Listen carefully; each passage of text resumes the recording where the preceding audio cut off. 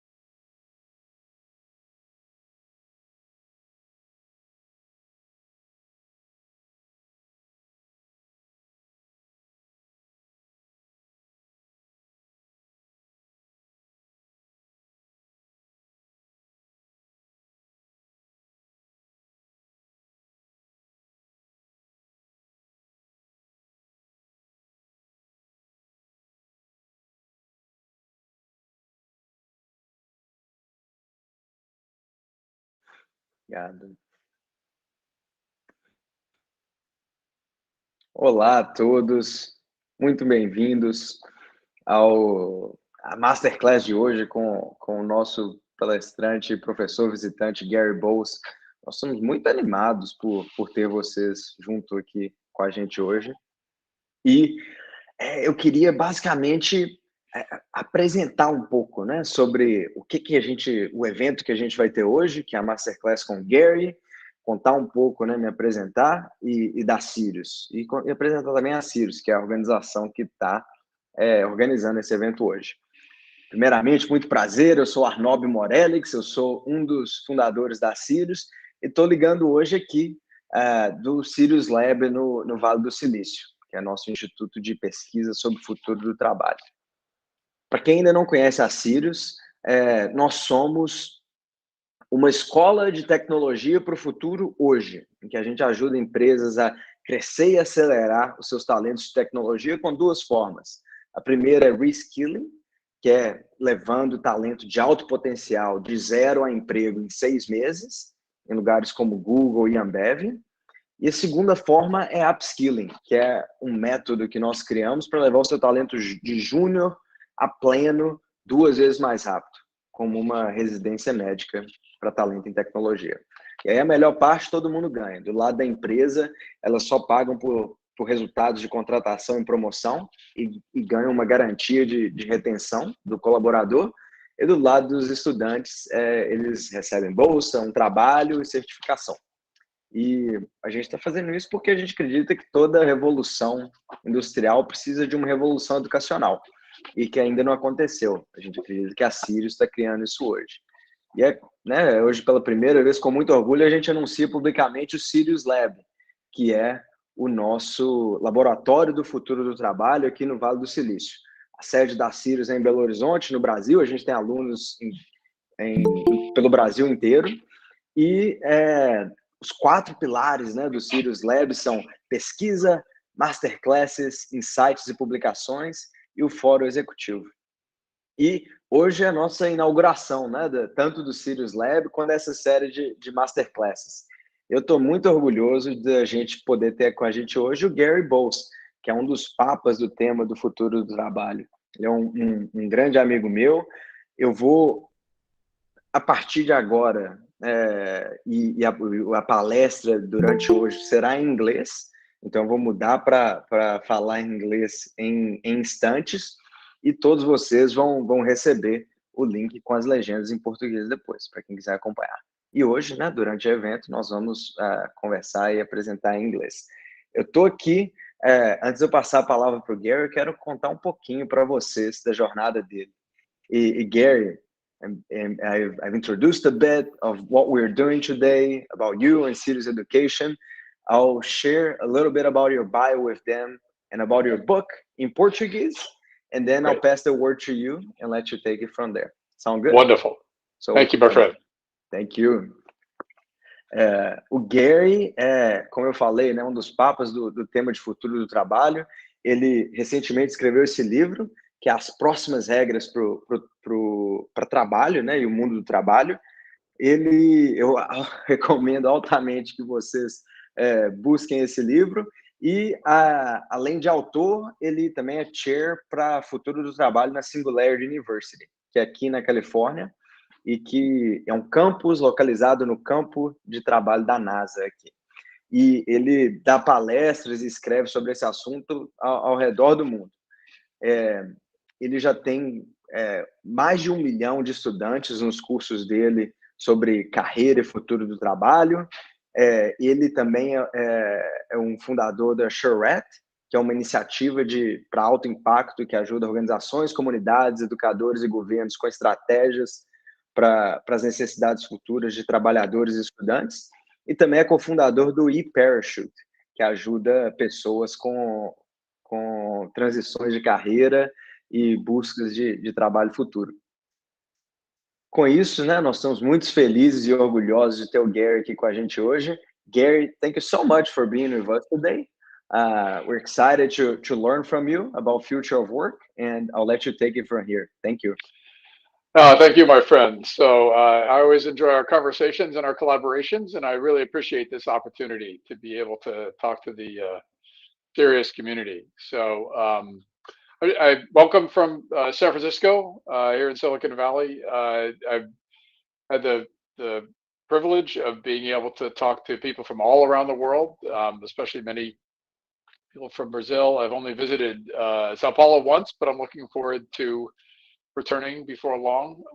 And I wanted to offer some thoughts today about just what so many of us have gone through in this significant shift in the world around us, and especially what's happened to work and to learning, and some of the opportunities I think that Sirius is bringing in terms of helping people to be able to adapt to these seismic changes.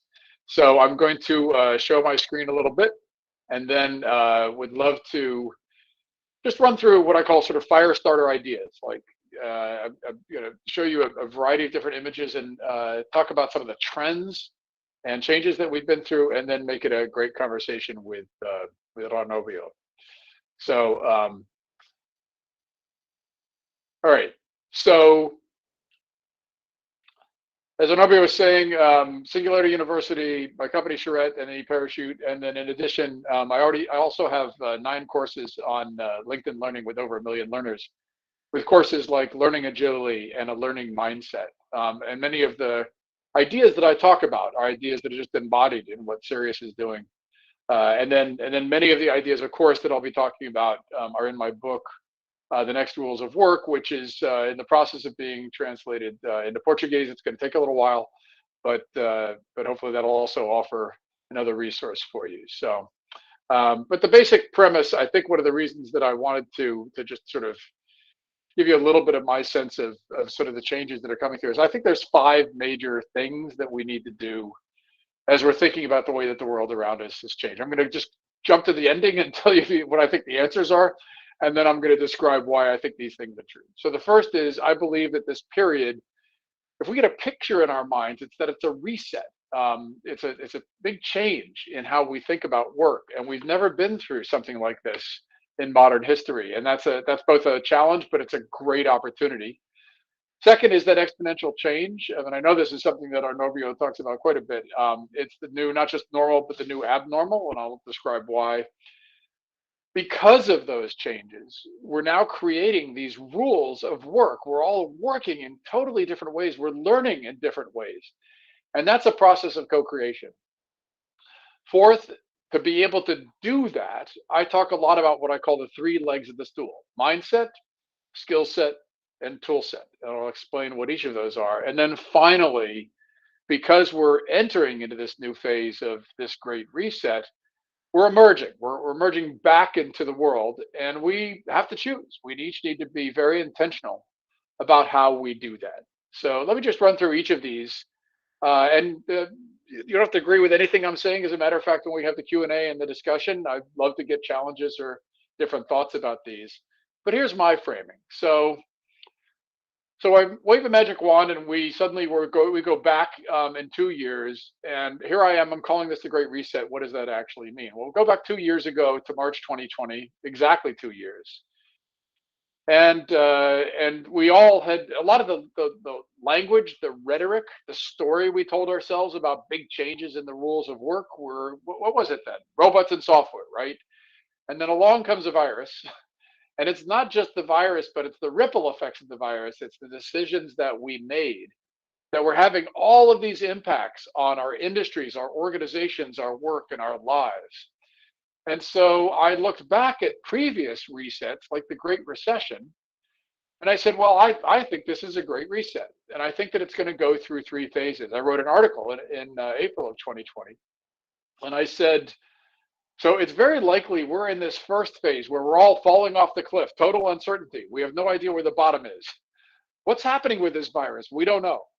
And then there's this middle phase that I call the uncomfortable middle, and that's kind of like a fever chart or a heartbeat. Oh, suddenly the virus, we have our arms around it. We can go back to work. Oh, no, here comes the Omicron variant. We can't go back to work. And so this is what the middle was very likely to be, this on again, off again thing. And then there would be this third phase where we could not just build back, but we could build back better. So we are right here. We're at this emergent part of the third phase. But this is the picture I want to urge you to have in your mind of what we've just gone through in the past 2 years. We dealt with complete uncertainty, then we dealt with changing uncertainty, and now we have a chance to have things be a little more certain, but we have to design that. We have to do that intentionally. But this is not likely to be the only reset that we're going to experience. So that's my second point, which is these exponential changes, this is pretty likely the new normal. So, or the new abnormal. Now, you've probably heard about exponential change, certainly with, I work with Singularity University, Ray Kurzweil, Peter Diamandis, our co-founders. You know, they've talked quite a bit about how change happens first very slowly. It doubles, but it's doubling off of a very small base. And then it goes faster and faster and faster. And then eventually it's a big hockey stick curve. We didn't all have these digital distraction devices a dozen years ago. And now more than half the people on the planet walk around with a cell phone. And so it isn't just cell phone technology, it's a whole bunch of different technologies that are also going through very, very rapid development, and they accelerate each other. It's just that we don't always see them at the beginning. Here I am in San Francisco, and this street right near me is a test bed for Waymo, the Google self-driving car company. And so I see self-driving cars. I can literally see them out the window from my house, but others around the world have never seen a self-driving car. And so this is what happens with exponential change. At first, it's invisible to us, and then suddenly it's everywhere.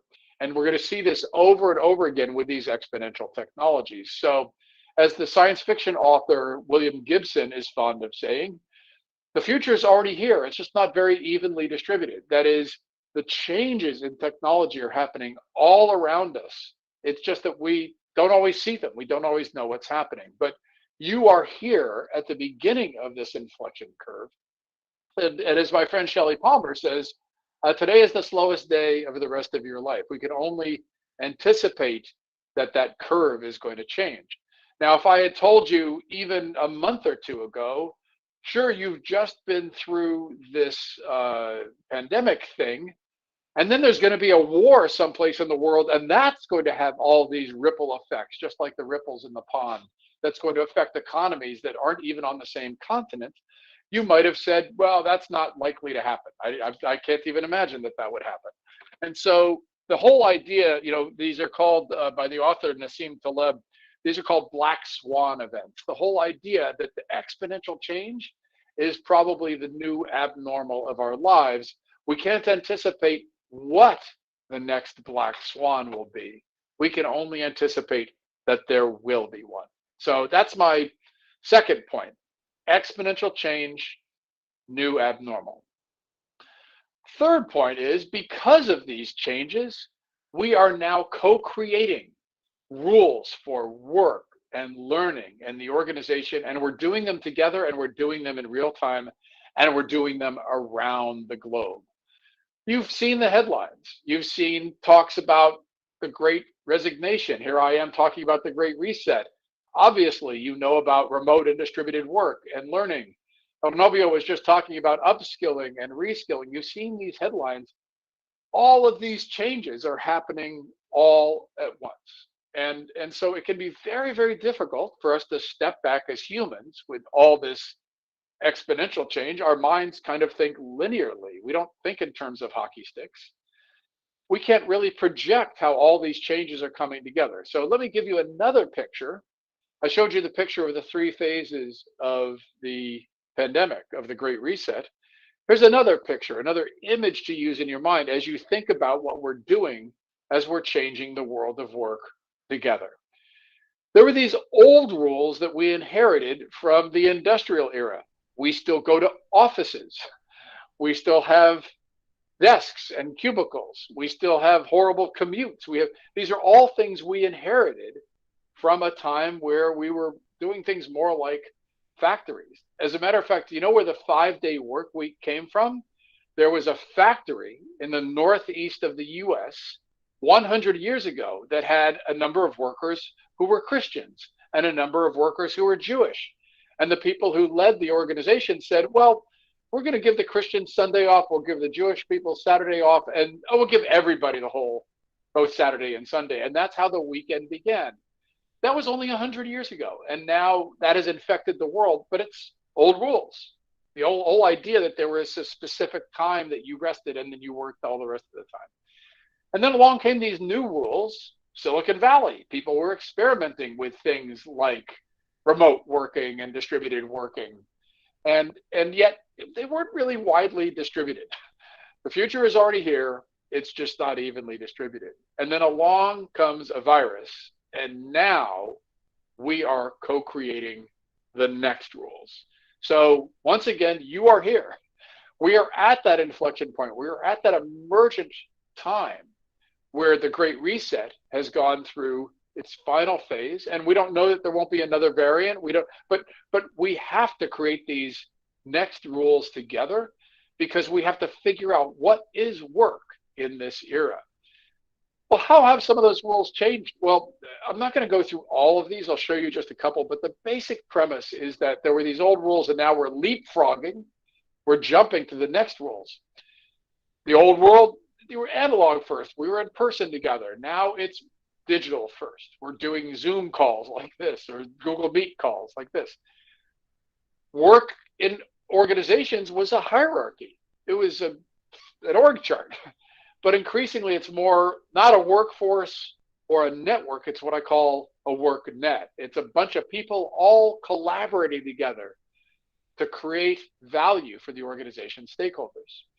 We used to have very rigid work roles, rigid job descriptions, but increasingly work is now becoming more problem centric. We focus on solving problems. That's what we do well as humans.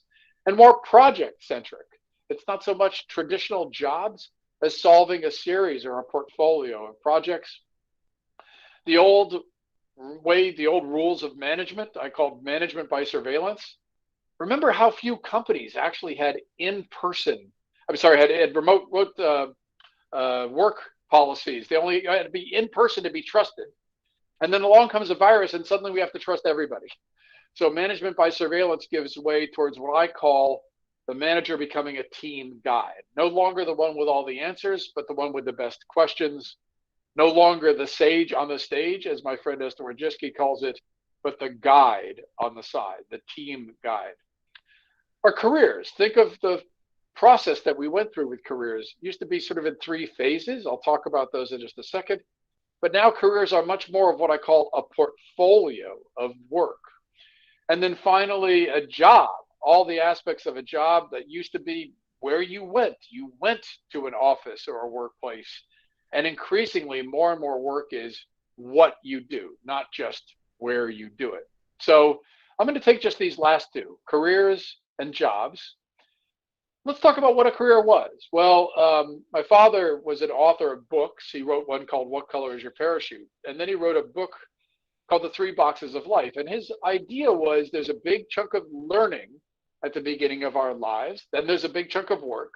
And then there's a big chunk of leisure in what I call the period formerly known as retirement. Well, increasingly now, a young person still goes to some early learning experience early on, but then they keep learning online and then they get a day job and then they take a gap month with their friends and then they get another day job, but then they're driving for Uber at night and they're working on a startup with their friends. And it's a constantly changing landscape of learning and work and leisure.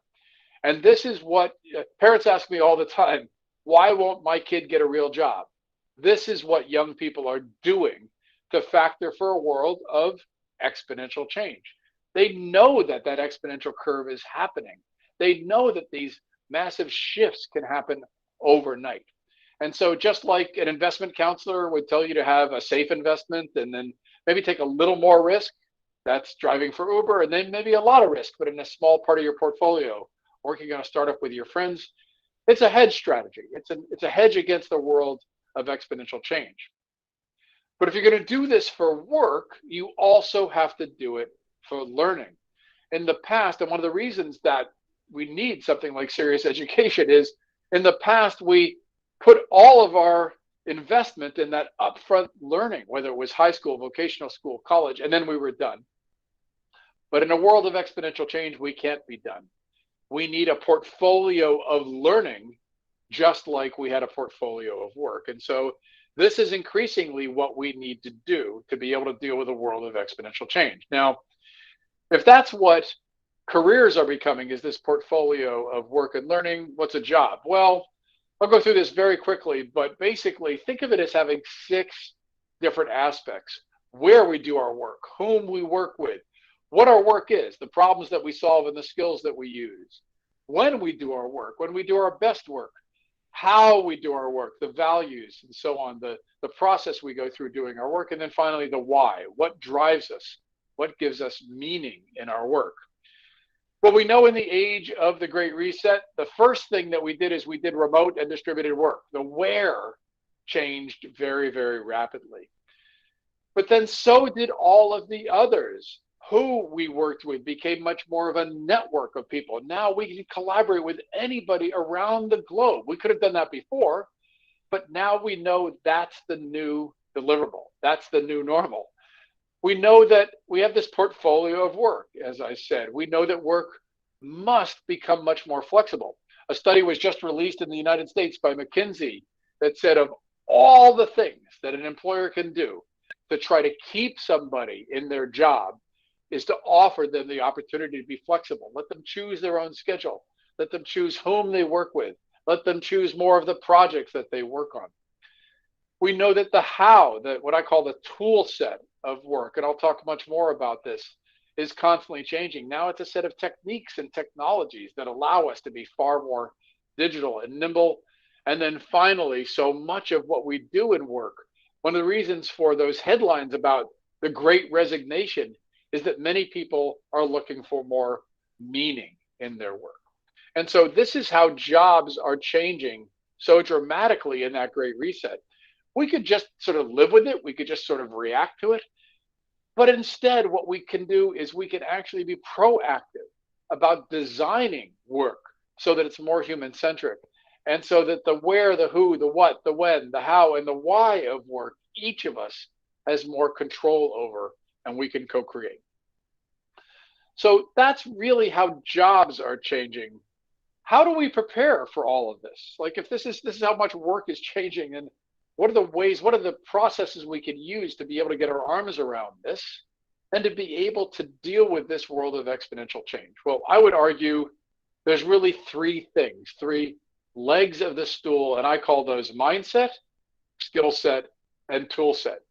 If you were looking at a big lake or an ocean you wanted to cross on a boat, and I'd waved the magic wand and given you all the skill set, you're a sailor, you've sailed many times before, but you look at the lake or the ocean and you say, it's too big, it's too crazy, I'm not going to go.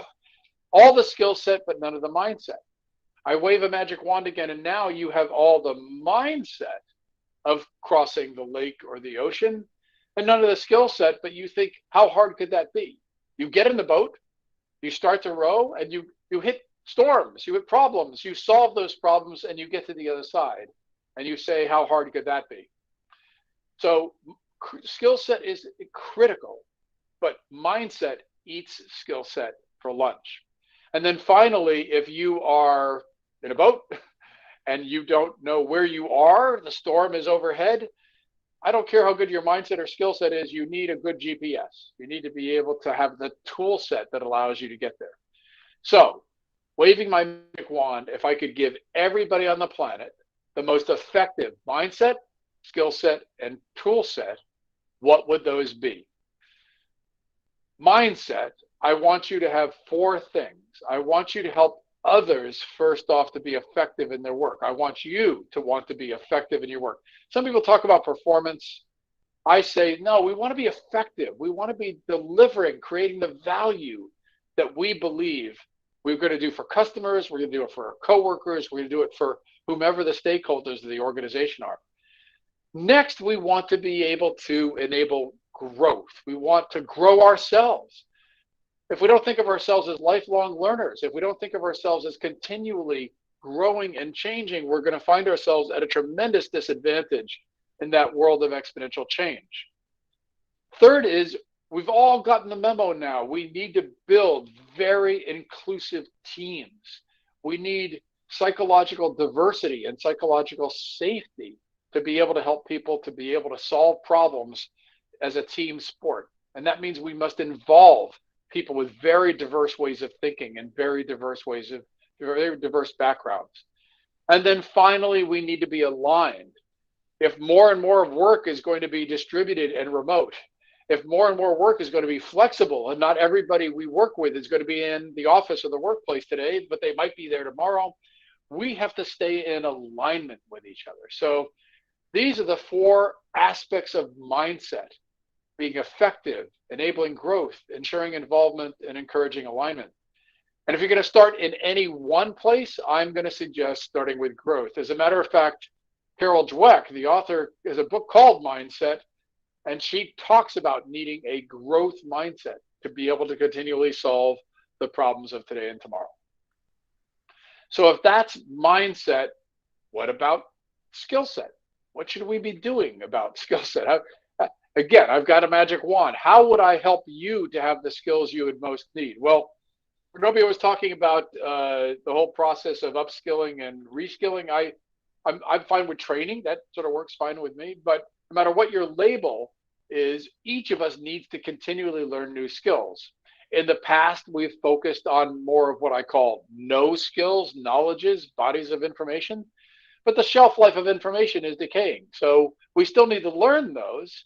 But you'll find in what I think the ethos of Sirius is we need to focus more on what I call flex skills. That is, skills that are usable in a range of different situations. If you were good when you were 5 years old at convincing your parents to let you stay up past your bedtime, you're probably going to be good at persuading. And so that means you could do sales, you could do business development, you could be a politician. Well, maybe not a politician, but certainly you developing this skill set, it could be usable in a range of situations. Now, what am I going to wish you had for those top 4 skills?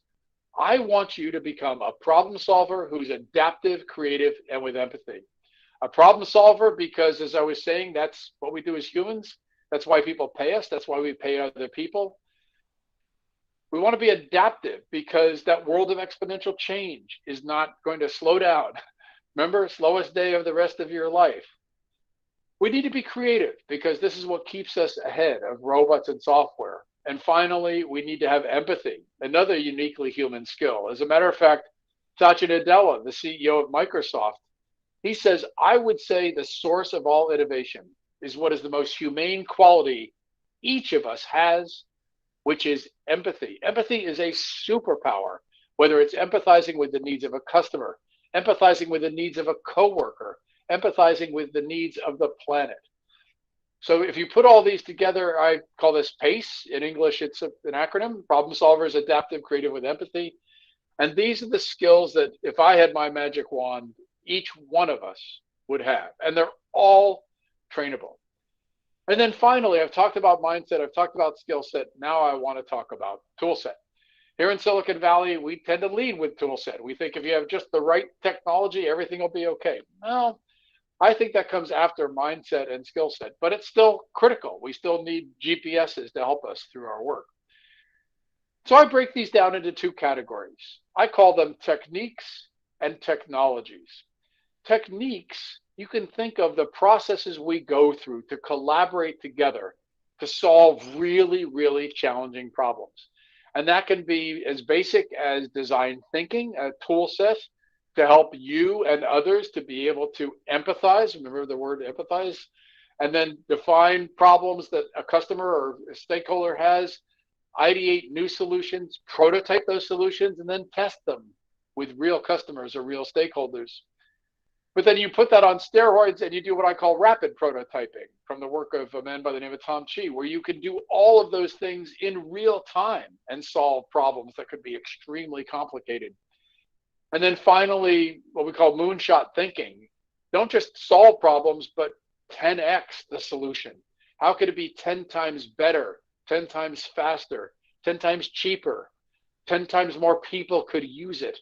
These are all techniques that you can use to be able to apply them to those thorny problems in a world of exponential change. And then, of course, technologies, and I won't belabor the point, but obviously, when we talk about artificial intelligence and machine learning, we talk about next generation communications technologies, next generation health technologies. That exponential curve, all those technologies are changing so rapidly, we have to have a constantly changing tool set, a toolkit that allows us to be able to solve some of the greatest challenges, some of those exponential challenges that the world keeps bringing to us. All right, so I've talked about some of the different steps that we need to go through. Finally, how do we decide, now that we are emerging in that 3rd phase of the Great Reset, how do we choose? Like, how do we make decisions about what we should focus on? Well, I'm going to show you a model that I think really speaks to what's unique about us as humans. And you can see if this resonates with you. So I talked about there being these sort of 3 phases, and that here we are in that 3rd phase. We sort of have 2 choices. We can either bungee cord back to the way we worked before. We could go back to the office. We could go back to our cubicles. We could go back to our commutes. And within a few months, we can forget that this pandemic era ever happened. Or we can focus on those superpowers that I just talked about, the mindset and the skill set, and using the tool set that could enable us to build much more human-centric work and to do it with each other. How are we going to do that? Well, let me go back to talking about those rules of work, and then I'm looking forward to a great discussion with Arnobio. So I'm going to focus specifically on the meaning of work. Now, think of the old rules of work, your parents or your grandparents. What did they do first? They needed to just get paid for their work. Your first horrible job that you had, you just needed to get paid for it, right? And then after a while, you realize, oh, if I'm good at it, I could get paid better. Okay, so this is the old rules of work. Just do what you're good at, get paid well, put a roof over your family's head, and everybody's happy, right? Well, maybe not everybody is happy. My father found in this book, What Color is Your Parachute, 50 years ago when he first wrote it, that if you also give people the choice, the permission to do work that they love, to focus on problems they love to solve, to use skills they love to use, to work with people who help them do their best work, you didn't necessarily have to give up being good at it or getting paid well for it. You could have all three of these. Now, maybe when you change fields or change careers, you might have to take a pay cut for a little while. But if you're doing what you love, that intersection of what you're good at and what you love, what I call superpowers, that gives you a tremendous opportunity to be able to solve unique problems. Remember that creative problem solving I was talking about. And then finally, again, that might have been enough for many people, but young people, especially nowadays, are also asking, what does the world need? Now, it just so happens that this is called ikigai. It's practiced in Japan, especially in Okinawa, where there's some of the longest lived people in the world. And they believe that a life is not well lived unless your work includes all four of these: what you can get paid for, what you're good at, what you love, and what the world needs. Now, in the old rules of work, what did our parents and our grandparents do? This was a stack or a ladder. Maybe they got to what the world needs when they volunteered in retirement at the local food bank, but maybe they didn't. So if they just focused on what they could get paid for, what they're good at, that was probably enough. But as we're emerging into the third phase of the Great Reset, as we are rewriting the rules of work together, I want to encourage you to see it the way many young people see it nowadays, which is that they are flipping this stack. They first are asking, what does the world need? If I can do that, that will be what I love. And then if I do what I love, I'll get good at it. And if I get good at it, I'll get paid for it.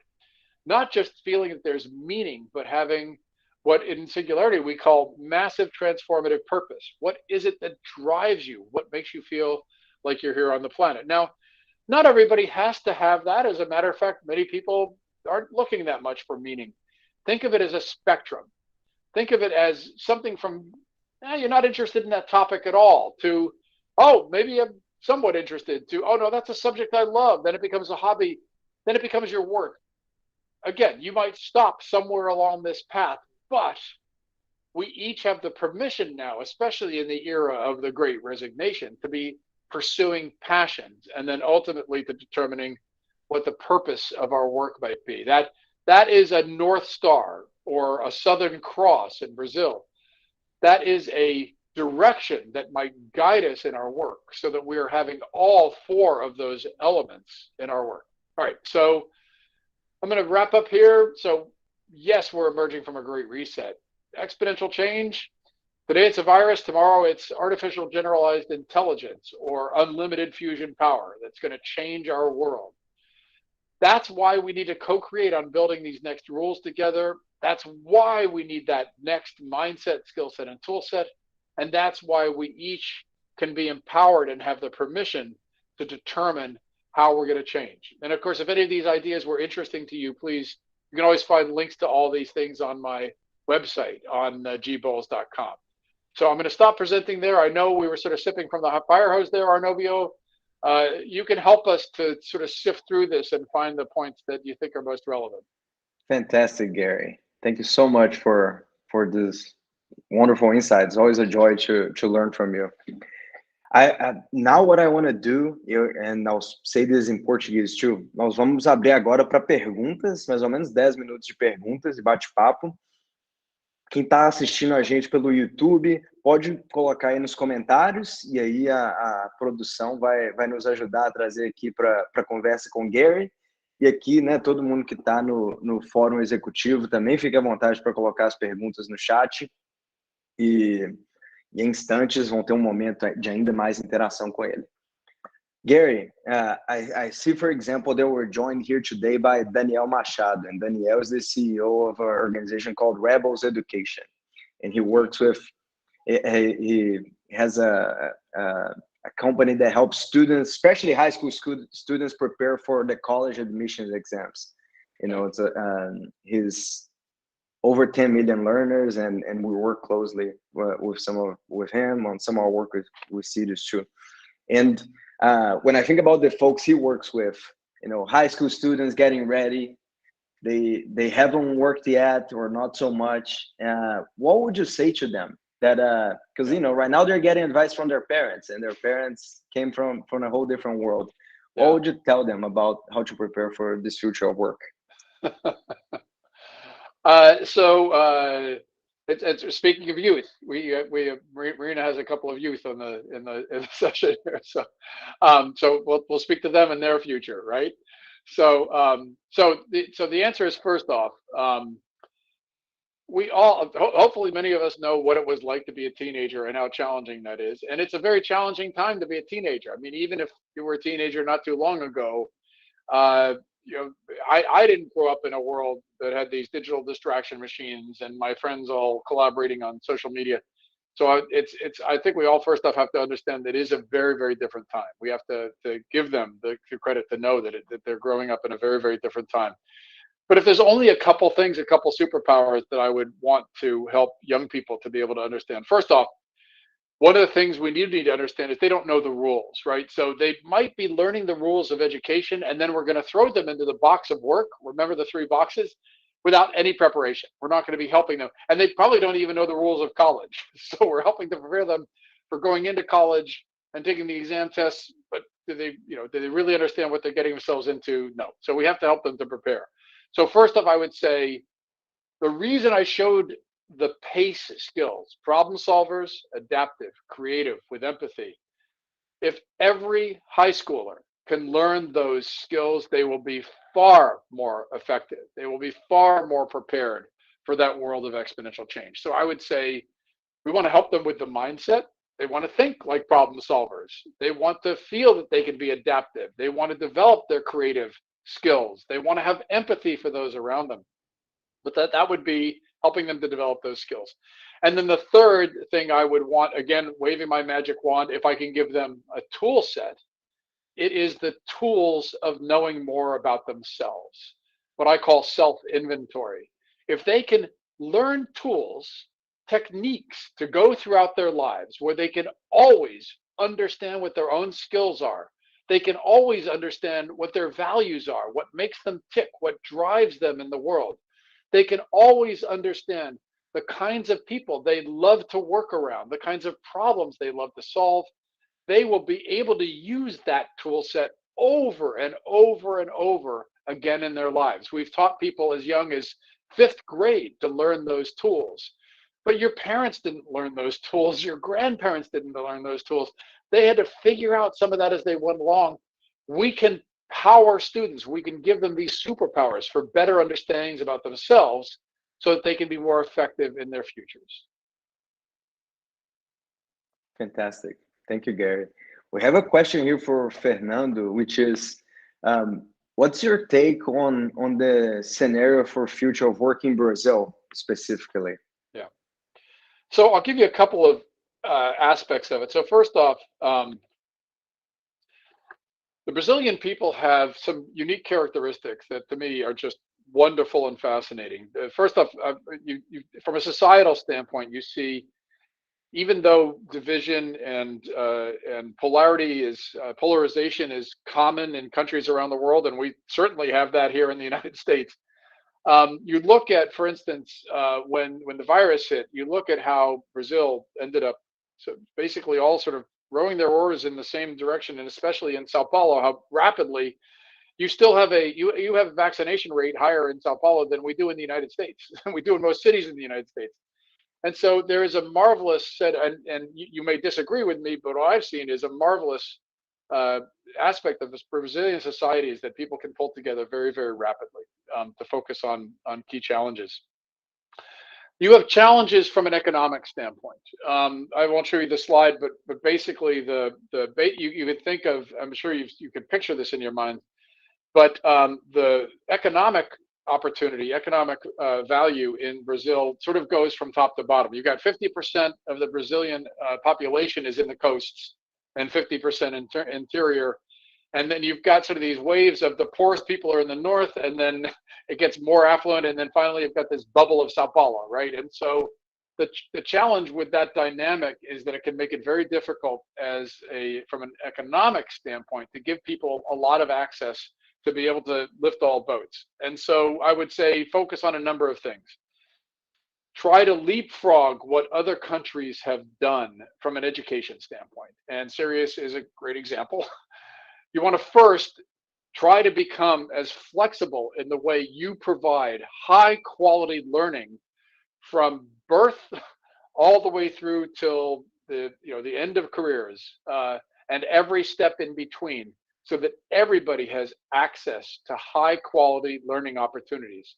But you're going to have to do that without being anchored in the traditional ways of doing it. You need to focus on the next rules of learning and how you will make that much more flexible and available to people. The second is, within organizations, it's really, really important to redefine what work is, and especially the relationship between the manager and the worker. I went through that very quickly when I talked about the old rules and the next rules, but it's very, very important to have people trained in being much more of what I call team guides, because if you have the traditional mindset, what you end up doing is you don't end up hiring people with unusual skill sets. There's a marvelous label here that's used by a group called Opportunity at Work in the United States. It's called STARS, Skilled Through Alternative Routes. And what that means is you don't have a classic degree. You didn't follow the classic career path. And so I think that's another opportunity for Brazil, is to open up the aperture for the kinds of people that you can hire and the kinds of ways that managers work with teams. And I think you have all the potential for doing that. You just needs to be very widely distributed. Excellent. Thank you, Gary. We have a question from Paulo, who is following us on YouTube. So what would you recommend someone that gets the next rules of work, but they're still inserted in the old model, and they want to change careers, but they still feel stuck in the old model, perhaps in their current job? All right, so let me give you, we found through 50 years of my father's work, we found 3 steps when you go through the process of thinking about your career. And the old rules, you only did the final one. But the 3 steps are what my father called what, where, and how. The what is what is unique about you. So that's self-inventory. Whatever you can do to learn about your own skills, to learn about what drives you, to learn about what you love, go through that process. My father's book, I know, was translated into Portuguese, but I'm not trying to sell him his books. We've got courses on eparachute.com. I'm not trying to sell our courses. Use Strengths Finders. Use anything that helps you to get better insights about you. That's the what. The second step is the where. Use research. We have this thing called the internet. You can do informational interviewing. You can talk to people in different fields. Learn what it's like to do work in other arenas that you might not be familiar to you. Look at yourself as a researcher or as a detective, going about finding out more about the where, what scenarios you could use your unique skills in different kinds of work. You would be amazed how many different kinds of jobs there are that you couldn't even conceive of. And then finally, it's the how, the mechanics, the job hunting process. Sure, you need a resume in many cases. Sure, you need to learn to do interviewing, but informational interviewing, talking to people about their work, researching specific organizations to get into, presenting yourself as a problem solver to those organizations. That is the way to be able to go through a career shift that gives you confidence in yourself and others confidence in you. Fantastic. Hey, Gary, a question from Camille on YouTube also. What's the role you see for example, freelance work and independent work in the future of work? So Camila, great question. So I showed the portfolio of work because this is something that especially many young people do without even thinking. They download an app. Now they're picking up people's food and delivering it. Now they're driving their car and delivering people. Now they're working a gig in a warehouse. It's perfectly natural to be able to use an app to find access to work. The challenge is that it doesn't bring stability. It doesn't bring certainty. It doesn't necessarily help you develop skills. If you become the best Uber driver on the planet, you're probably not going to become an executive at Uber. So the good news is, I always say the friction to access is reduced. That is, you can do it tomorrow. The bad news is that it doesn't normally have a career path associated with it. So what are the circumstances under which it makes sense to do freelancing and that portfolio of work? When you're transitioning from one kind of work to another, because it's easy to find usually. When you need extra money, when you want to learn some new arena, but you don't know anything about it. I've never driven a car before, so now I'm going to learn how to drive a car. But they don't necessarily lead to mastery. And so that's why I showed the portfolio of learning. If there's anything I could say is if you freelance a lot, it's still important to make sure you have things that fascinate you. That's why I showed the spectrum of meaning. Find the topics you can't live without. Find the things that fascinate you so much you need to go learn more about those. And then maybe that can become the kind of work that ultimately you'll want to do more and more in. Now, if you're a programmer, you probably can make really good money doing freelance projects for quite some time and continually having new projects, and that might be a great lifestyle. Awesome. If you're driving for Uber, many Uber drivers I talk to don't even know if they're making money at it. So it's really, really important to be intentional about this. You're switching between jobs or careers, awesome, fine. You do freelancing, but it's always helpful to make sure you're driving towards something, that North Star or Southern Cross I showed, where you have passions that are driving you towards the kind of work you want to get deeper and deeper into. Excellent. Thank you. Gary, this has been a wonderful chat. What we're going to do now is thank everyone for your presence today, for accompanying us on the YouTube live stream. It's been wonderful to have you. And now we're going to conclude the stream on YouTube, conclude the recording, and then we're going to move to this second part of the chat, which is the unrecorded. You can share your secrets, the failures, what's going well in your company, and we're going to continue this here with Gary. Thank you, everyone. E agora eu vou esperar o sinal da produção também de que a gente concluiu o stream. Muito obrigado, grande abraço.